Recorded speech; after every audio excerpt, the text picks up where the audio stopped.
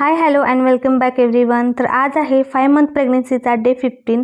मागचा व्हिडिओ थोडासा late post झाला होता आणि मी थोडा वेळ गावी गेले होते, त्याच्यामुळे गॅप पडून हा तुम्हाला व्हिडिओ आता पाहायला मिळतोय। तर दिवसाची सुरुवात अशी ड्रायफ्रुट्स खाण्यापासून झाली। त्यानंतर मला देवपूजा करायची होती म्हणून थोडीशी फुलं आणली आणि देवपूजा करायला घेतली।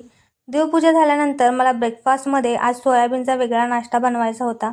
पॅकेटवर दिल्याप्रमाणे ही डिश बनवून तयार झाली आणि खूप छान झाली होती।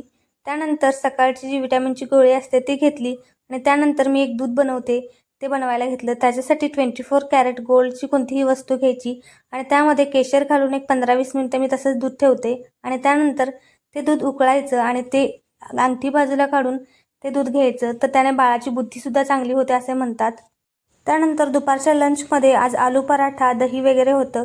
तर लंच केला आणि त्यानंतर थोडा वेळ रेस्ट केला आणि 5 वाजता आम्ही थोडा वेळ वॉक करण्यासाठी बाहेर गेलो।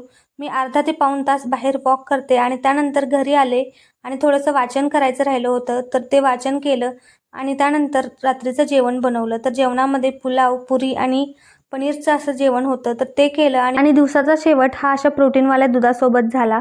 तर असा होता माझा आजचा दिवस।